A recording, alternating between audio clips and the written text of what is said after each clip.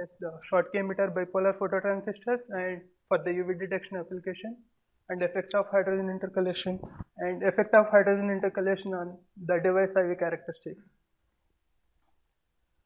I divided my talk into the following sections. In the introduction, I'll briefly describe about importance of UV detectors and why silicon carbide is suitable for the UV detector applications, and then I'll briefly mention about the characteristics of epitaxial graphene silicon carbide junction, and then I'll go on to the results of the device before and after intercalation.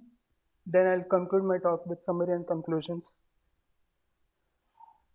So, what are the main applications of UV detectors? UV detectors are typically used in flame detection, smoke detectors, and also for the optical communication, and also for in the biological hazard detection. So, for example, in flame detection, there will be an emission of UV radiation that is useful. So, if we have UV detectors associated with an alarm, that is useful for the safety of any while working with the flames and smoke environments, and also the why we need silicon carbide for the UV detection. So typically we all UV detectors that are in practical use are based on silicon material which is not visible blind.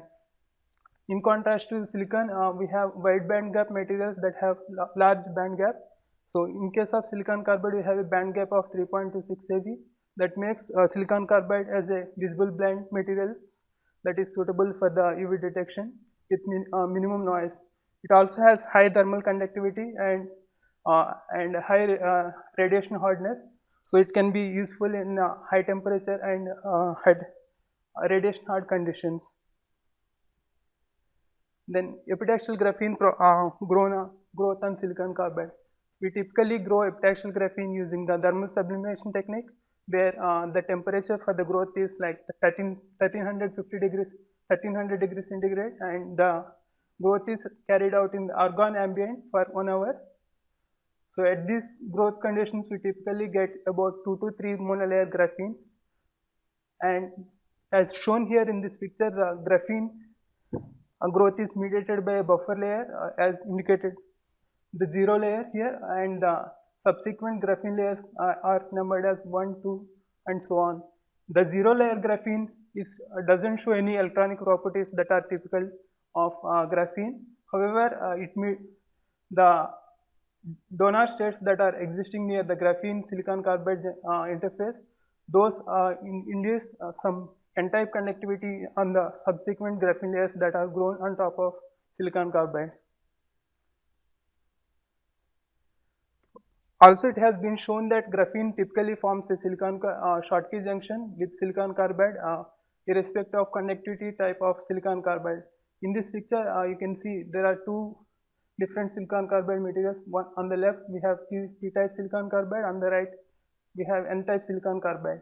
And also the Fermi level of epitaxial graphene is fixed due to the donor states that I have shown in the previous slide. So that makes the Fermi level of graphene like pinned to the conduction band edge of the silicon carbide.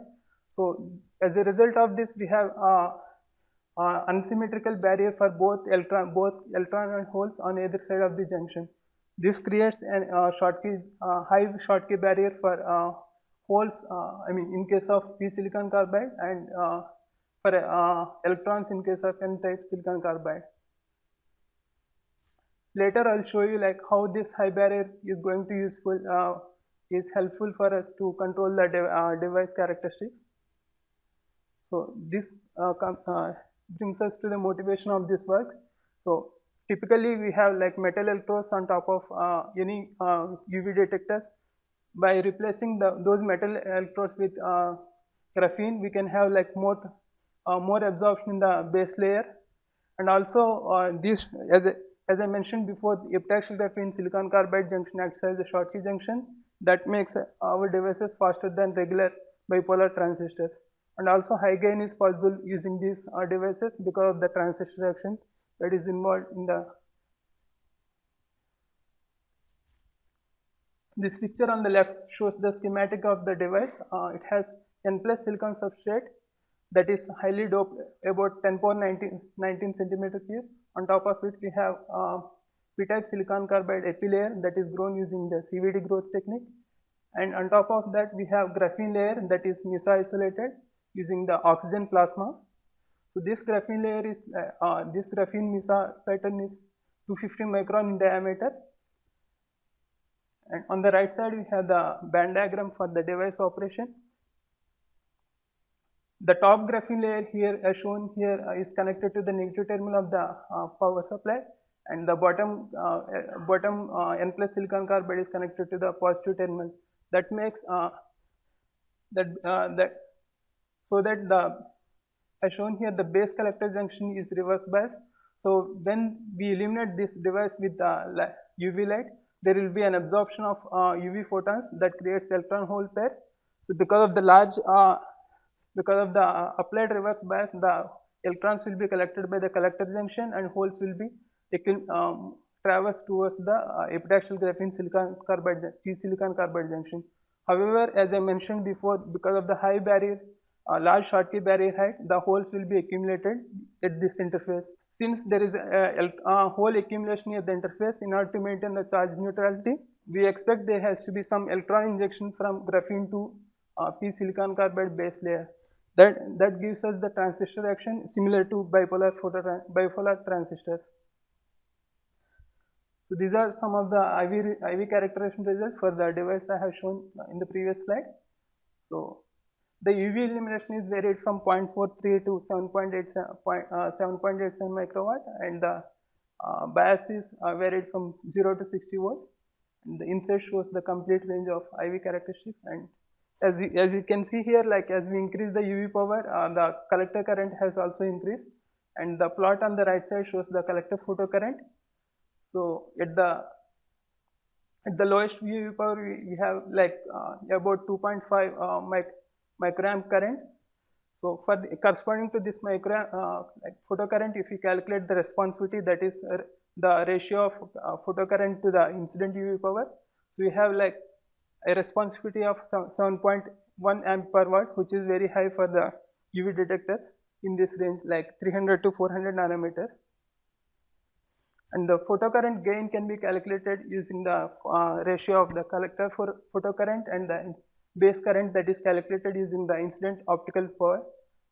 Base current is calculated using this formula. This P optical is the incident optical power, and alpha absorption is the absorption coefficient corresponding to the 365 nanometer light that we have used for this experiment, and WB is the base width. And as you can see here, the estimated gain has shown a decrement with the increased UV power. We attribute this decrease in gain to the base recombination, and also we calculated the carrier injection efficiency by assuming the other contributing factors as unity, and we have estimated a high carrier injection efficiency, about 90%. Also, this minority carrier injection, as I mentioned before, for the Schottky diodes is not the first time. Previously, people have observed this in the Schottky diodes in around 1968-80. So, however, most of the times what they have used is like the N-type silicon substrate, so that the minority carrier will be holes. So they didn't observe much carrier injection ratio in their experiments. So that brings us to the heterogeneous intercalation process. As I mentioned before, the Fermi level is pinned in case of epitaxial graphene grown on silicon carbide. However, we can unpin the Fermi level using the hydrogen intercalation, where the hydrogen atom saturates the silicon dangling bonds that are present at the top surface, so that the Fermi level can be moved, can be tuned using at different conditions. So the image here shows the 2D peak width of graphene across the device before hydrogen intercalation. On the right side, it shows the after intercalation 2D peak width.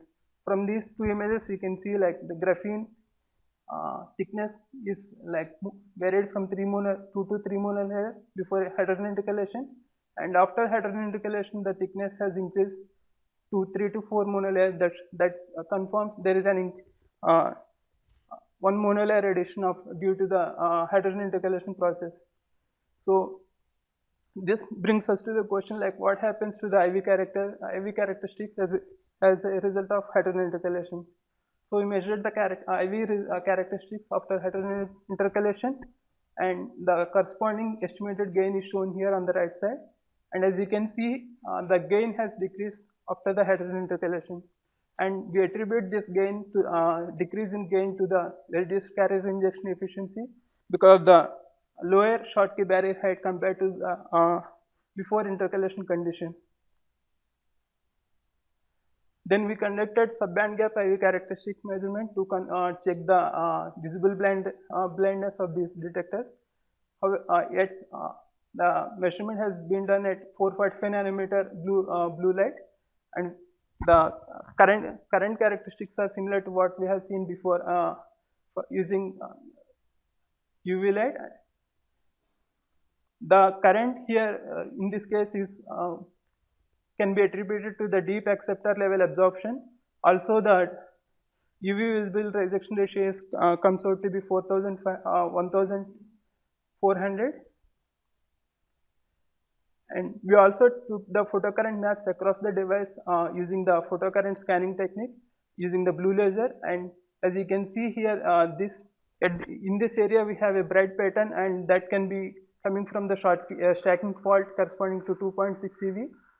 That is close to the wavelength that we are using, like 445 nanometer. This scale here shows the dimension of the device, 0 to 100 in microns. And the responsivity on and off the bright pattern is shown here, 1E-5 and 1E-6 ampere water. And to conclude my talk, so we have demonstrated a novel UV bipolar phototransistor where we have shown the possibility of minority carrier injection at epitaxial graphene silicon carbide junction, and it has high UV responsivity of 7.1 ampere watt, and we also shown it has high UV visible blindness about 4500, and the absorption under subband gap light we attributed it to the deep acceptor level absorption. So, thank you.